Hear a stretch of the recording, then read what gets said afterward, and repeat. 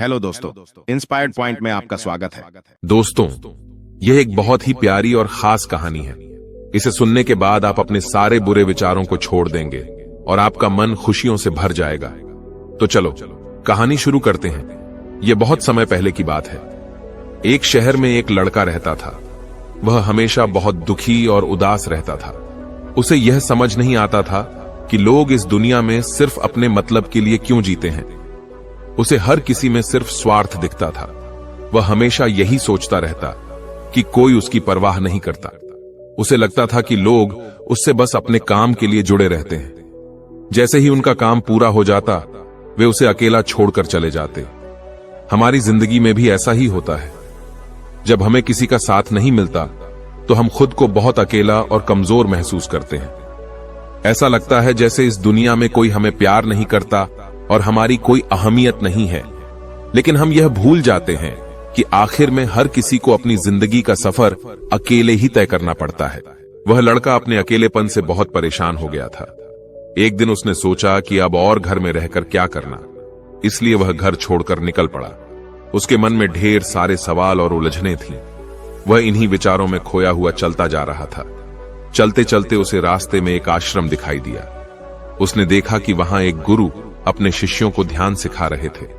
वह वहीं रुक गया और दूर से सब कुछ देखने लगा।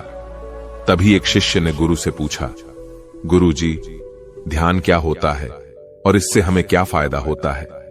गुरु मुस्कुराए और बोले, पुत्र, ध्यान ही असली सच्चाई है। ध्यान करने से हम अपने अकेलेपन को समझते और स्वीकारते हैं। जब हम खुद के साथ समय बिताते हैं तो हमें अपनी असली पहचान का पता चलता है। जैसे जैसे तुम ध्यान में गहराई से जाते हो, तुम्हें सच्चाई का एहसास होता है। यह अकेलापन ही तुम्हें सत्य की ओर ले जाता है और तुम्हें सच्चाई का अनुभव कराता है। लड़का आश्रम के बाहर खड़ा होकर यह सब सुन रहा था। गुरु की बातें उसके दिल को छू रही थीं और वह ध्यान से उनकी हर बात सुनता रहा। जैसे ही उसने गुरुजी के मुंह से ये बातें सुनी, वह तेजी से उनकी ओर दौड़ा और बोला, गुरुजी, अगर ध्यान का मतलब अकेले होना है तो फिर मैं सबसे ज्यादा योग्य हूं, क्योंकि मैं तो हमेशा अकेला ही रहता हूं। मेरा तो कोई नहीं है जो मेरी परवाह करे। मैं अपनी राह पर अकेला ही चलता जा रहा हूं, बिना किसी सहारे के। युवक की बातें सुनकर गुरुजी ने गहरी नजरों से उसकी ओर देखा। फिर उन्होंने शांत स्वर में कहा, भाई, अगर तुम अकेले हो तो याद रखो कि तुम्हारे साथ तुम्हारा परिवार, तुम्हारे मित्र, तुम्हारे दुश्मन और सारे रिश्तेदार भी हैं। क्या तुम सच में अकेले हो? सोचो, तुम कहां जा रहे हो? गुरुजी की बात सुनकर वह युवक हैरान हो गया। उसने तुरंत पीछे मुड़कर देखा, लेकिन वहां कोई नहीं था। वह उलझन में पड़ गया और गुरुजी से बोला, गुरुजी, मेरे पीछे तो कोई नहीं है, न परिवार, न दोस्त, न दुश्मन और न कोई रिश्तेदार। मैंने तो सबको छोड़ दिया है। कोई मेरी परवाह नहीं करता। मेरी आवाज सुनने तक की उन्हें परवाह नहीं है। जब उन्हें मेरी जरूरत होती है तभी वे मुझे याद करते हैं। बाकी समय में उन्हें इस बात से कोई फर्क नहीं पड़ता कि मैं कैसा हूं, मैं जिंदा हूं या नहीं। युवक की बातें सुनते हुए गुरुजी शांत भाव से मुस्कुराए, मानो वे पहले ही सब समझ चुके हों। गुरुजी ने ध्यान से उसकी सारी बातें सुनी और फिर कहा, तुम सही कह रहे हो, लेकिन जब तक तुम इन सब को छोड़कर आगे नहीं बढ़ते, तब तक तुम अकेले कैसे हो सकते हो? युवक फिर से हैरान होकर पीछे मुड़कर देखता है और कहता है, गुरुजी, यहां तो कोई नहीं है। मैं अकेला ही यहां आया हूं। लगता है आप मेरी बातों का मजाक बना रहे हैं। मेरे पीछे कोई नहीं है, आप खुद देख सकते हैं। फिर आप क्यों कह रहे हैं कि मुझे इन्हें छोड़ देना चाहिए? जब मेरे पास कोई नहीं है तो मैं इन्हें कहां और कैसे छोड़ सकता हूं? युवक की बातें सुनकर गुरुजी मुस्कुराए और बोले, भाई, आखिर तुम मुझसे क्या चाहते हो? युवक बोला, हे गुरु, मैं आपका शिष्य बनना चाहता हूं। मुझे एक साथी चाहिए। कृपया मुझे अपना शिष्य बना लीजिए। मैं जीवन भर आपका आभारी रहूंगा। गुरुजी ने कहा, तुम चाहो तो यहां 1 महीने तक रह सकते हो, लेकिन इसके बाद मैं यह तय करूंगा कि क्या तुम्हें अपना शिष्य बनाना है या नहीं।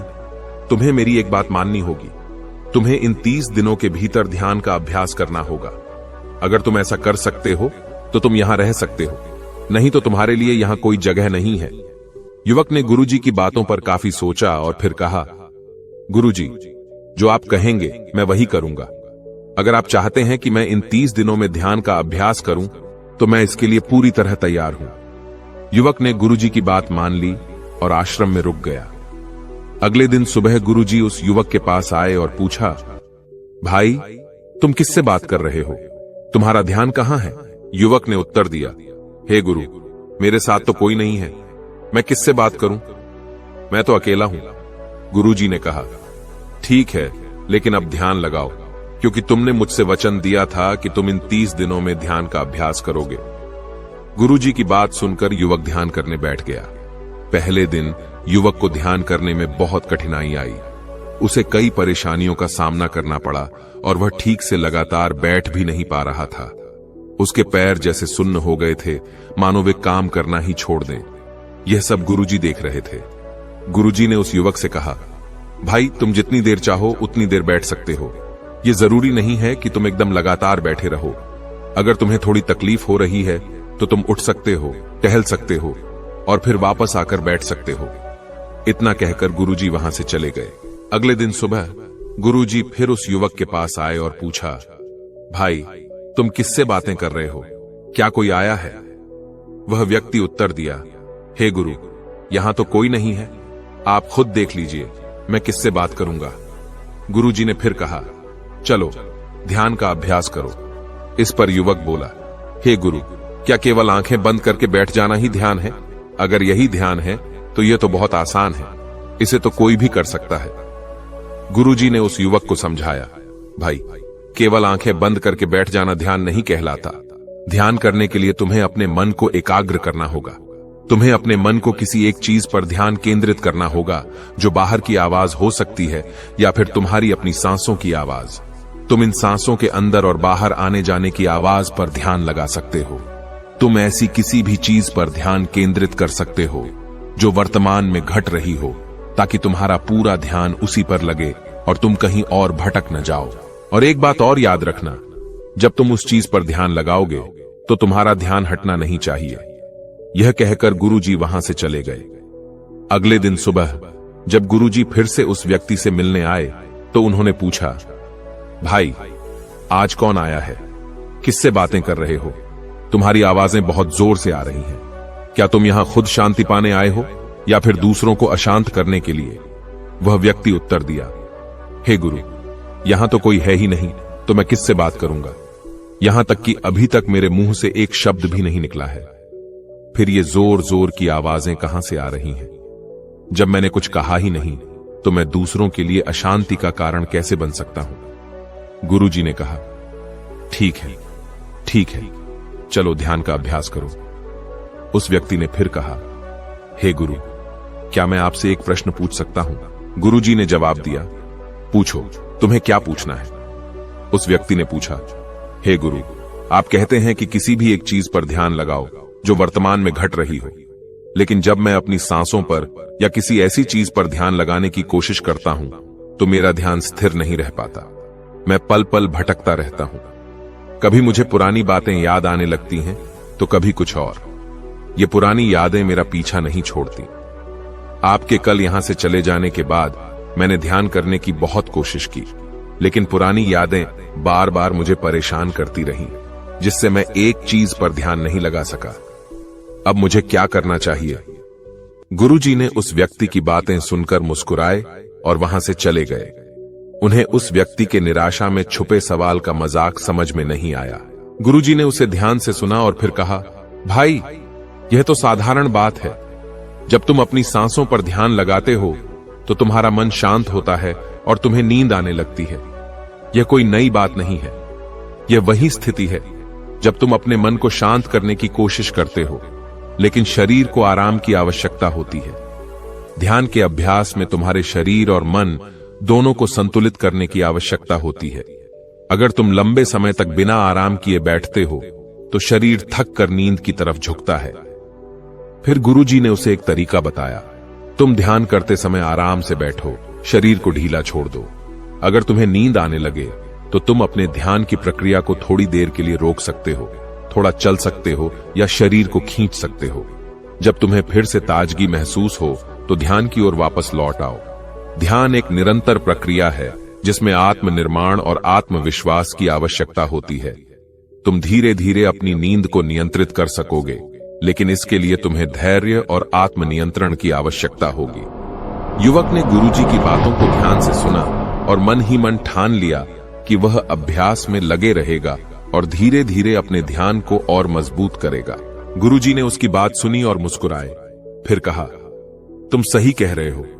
तुम्हारी आंखों से कुछ नजर नहीं आता, लेकिन क्या तुम अपने भीतर की दुनिया को देख पा रहे हो? तुमने अपने भीतर के विचारों और भावनाओं को, जो तुम्हारे ध्यान में बाधा डाल रहे हैं, देखा है? ये विचार ही वे लोग हैं जिन्हें तुम देख नहीं पा रहे हो। जब तुम ध्यान करते हो तो ये विचार तुम्हें घेर लेते हैं और तुम्हें महसूस होता है कि तुम अकेले नहीं हो। इन्हीं विचारों के कारण तुम्हारे भीतर असमंजस और भ्रम की स्थिति बनती है और तुम यह समझ नहीं पाते कि तुम अकेले हो या नहीं। गुरुजी ने उसे समझाया, तुम्हारे भीतर जो भी विचार और भावनाएं हैं, वे बाहरी दुनिया की तरह तुम्हें आकर घेरती हैं। जब तुम ध्यान लगाते हो तो इन विचारों को पहचानो और उन्हें जाने दो। इन्हें लोगों की तरह मत देखो, बल्कि इन्हें समझो और अपनी साधना में बाधा न बनने दो। जैसे तुम बिना किसी के सहारे के अपने आप को अकेला पाते हो, वैसे ही तुम इन विचारों को भी बिना किसी मानसिक शोर के छोड़ सकते हो। युवक ने गुरुजी की बातों को समझा और धीरे धीरे अपनी ध्यान की प्रक्रिया में सुधार करने लगा। अब उसे यह महसूस होने लगा कि जब वह अपने भीतर के विचारों को शांत करता था तो वह बाहरी दुनिया से भी ज्यादा जुड़ा हुआ महसूस करता था और उसका ध्यान और गहरा होता गया। गुरुजी ने कहा, अच्छा, ऐसा हो रहा है तो इसका मतलब यह है कि तुम अपनी ध्यान की प्रक्रिया में गहरे जा रहे हो। जैसे ही तुम अपनी आंखें बंद करते हो और ध्यान केंद्रित करते हो, तुम्हारे भीतर के सभी विचार बाहर आकर तुम्हारी मानसिकता पर हावी होने लगते हैं। ये विचार, जिनसे तुम पहले अनजान थे, अब तुम्हारे सामने आ रहे हैं। यह कोई नई समस्या नहीं है, यह तो उस प्रक्रिया का हिस्सा है जिसे तुम अब अनुभव कर रहे हो। जब तुम अपना ध्यान किसी एक बिंदु पर लगाते हो तो तुम्हारा भीतर का अवचेतन मन सभी छिपे हुए विचारों और भावनाओं को सामने लाता है ताकि तुम उन्हें देख सको और उन्हें छोड़ सको। यह एक प्रकार का मानसिक शुद्धिकरण है। गुरुजी ने उसे समझाया, तुम्हें इन विचारों से डरने की आवश्यकता नहीं है। ये विचार तुमसे अलग नहीं है, बल्कि तुम्हारे भीतर ही हैं। इनसे भागने का कोई मतलब नहीं है। इन्हें पहचानो, उन्हें आकर जाने दो और फिर अपने ध्यान में वापस लौट आओ। जैसे जब बादल आकर आसमान को ढक लेते हैं तो वे वहीं होते हैं, लेकिन आकाश का स्वभाव तो शुद्ध और निराकार ही रहता है। इसी तरह तुम्हारा ध्यान भी निराकार है और ये विचार केवल अस्थायी बादल हैं। युवक ने गुरुजी की बातों को समझा और धीरे धीरे इन विचारों को पहचानने और उन्हें जाने देने का अभ्यास करने लगा। समय के साथ उसने देखा कि जब वह इन विचारों को कोई अहमियत नहीं देता और केवल उन्हें गुजरने देता है तो उनका प्रभाव कम होता जाता है और उसका ध्यान धीरे धीरे एकाग्र होने लगता है। इतना कहकर गुरुजी वहां से चले गए। अगले दिन सुबह सुबह वे एक डंडा लेकर उस लड़के के पास आए। उन्होंने डंडा जमीन पर जोर से टिकाते हुए गुस्से में कहा, मैंने तुमसे पहले ही कहा था कि मुझे भीड़ बिल्कुल पसंद नहीं। तुम हर दिन इन लोगों को क्यों लाते हो? इतने सारे लोग यहां क्यों इकट्ठा होते हैं? क्या तुम्हें इसमें कोई मजा आता है? आज के बाद ये लोग यहां दिखने नहीं चाहिए। तुम ध्यान रखना, अगर मैंने यहां किसी को देखा या तुम्हारी बातें सुनी तो मैं तुम्हें इस आश्रम से बाहर कर दूंगा, समझे? लड़का डरते डरते गुरुजी से बोला, गुरुजी, मुझे तो कुछ समझ नहीं आ रहा। यहां तो कोई भी नहीं है। मैं हर दिन अकेला ही आता हूं। मैंने तो आज तक एक भी शब्द नहीं बोला, फिर भी आप कह रहे हैं कि यहां भीड़ है और आपको लोगों की आवाजें सुनाई दे रही हैं। गुरुजी ने उस व्यक्ति की बात सुनकर पूछा, क्या तुम्हारे दोस्त, परिवार वाले, रिश्तेदार या दुश्मन तुमसे मिलने नहीं आते? वह व्यक्ति बोला, नहीं गुरुजी, मुझसे कोई मिलने नहीं आता। मैं तो यहां अकेला ही आया हूं। गुरुजी ने गुस्से में डंडा जमीन पर मारा और कहा, अभी बैठो और ध्यान लगाओ। अगर तुम्हारे ध्यान में कोई भी आए तो मुझे बताना। वह व्यक्ति तुरंत ध्यान में बैठ गया और शांत हो गया। कुछ देर तक सब ठीक रहा, लेकिन थोड़ी ही देर बाद उसने आंखें खोली और गुरुजी से कहा, गुरुजी, मेरा भाई मुझसे मिलने आया है। मेरे पिताजी भी आए हैं। दोनों बहुत उदास हैं क्योंकि मैं उन्हें छोड़कर यहां आ गया हूं। मेरे भाई की तबीयत भी ठीक नहीं लग रही, वह मुझे घर बुला रहे हैं। मेरे बड़े भाई की पत्नी यानी मेरी भाभी मेरे भाई के साथ अच्छा व्यवहार नहीं कर रही। मेरी प्रेमिका भी आई है, वह मुझसे पूछ रही है कि क्या मैं उससे शादी करूंगा या फिर वह किसी और से शादी कर ले। वह व्यक्ति आगे बोला, मेरी प्रेमिका भी बहुत दुखी नजर आ रही है। इसके अलावा मेरे कुछ दोस्त भी आए हैं जिन्होंने मुझसे कर्ज लिया था। अब वे मुझसे कर्जा चुकाने की बात कर रहे हैं और मुझे धोखेबाज कहकर गालियां दे रहे हैं। उन्होंने मेरे कुछ दुश्मनों को भी बुला लिया है, लेकिन मेरे दुश्मन मुझे मारना नहीं चाहते। उनका कहना है कि मैं तो पहले ही मरा हुआ हूं, अब मुझे और मारने का क्या फायदा। इतना कहकर वह व्यक्ति थोड़ी देर के लिए शांत हो गया। फिर कुछ समय बाद उसने फिर से बोलना शुरू किया, गुरुवर, अब मैं एक बड़ा घर खरीद चुका हूं। मेरे माता पिता, भाई और भाभी सभी इस घर में खुशी खुशी रह रहे हैं। हम सब मिलकर बहुत खुश हैं। अब मैं अपने दोस्तों से भी ज्यादा अमीर हूं। मेरे पास ढेर सारी दौलत है और मैंने अपनी प्रेमिका से शादी भी कर ली है। हम सब इसका जश्न मना रहे हैं। इतना कहने के बाद वह फिर से चुप हो गया, लेकिन थोड़ी देर बाद उसने कहा, गुरुवर, कोई मुझे मारने की कोशिश कर रहा है। वह व्यक्ति बोला, वह लगातार मुझ पर वार कर रहा है। मैं उसका चेहरा देखने की कोशिश कर रहा हूं, लेकिन मुझे कुछ भी साफ नहीं दिख रहा। थोड़ी देर बाद वह चौंक कर कहने लगा, गुरुदेव, यह तो आप हैं। आप ही मुझ पर प्रहार कर रहे हैं और बार बार कह रहे हैं कि इतनी भीड़ लेकर क्यों आए हो, इन्हें छोड़कर अकेले चलना होगा। यह सुनते ही वह व्यक्ति ध्यान से उठ खड़ा हुआ और गुरुजी के चरणों में गिर पड़ा। उसने कहा, हे गुरुवर, आप सही थे। आप हमेशा कहते थे कि मुझे इस भीड़ को छोड़कर आना चाहिए, लेकिन मुझे तो कभी कुछ नजर नहीं आता था। आज पहली बार मैंने उन सबको देख लिया जिन्हें मैं अपने साथ लेकर आया था। वे सभी मेरे भीतर ही थे, लेकिन अब मैं समझ रहा हूं कि मेरी बेचैनी की असली वजह क्या थी। गुरुजी उसकी बातें चुपचाप सुनते रहे। उन्होंने कुछ नहीं कहा और वहां से चले गए। इसके बाद गुरुजी कभी उसके पास नहीं आए, लेकिन वह व्यक्ति हर दिन ध्यान का अभ्यास करता रहा।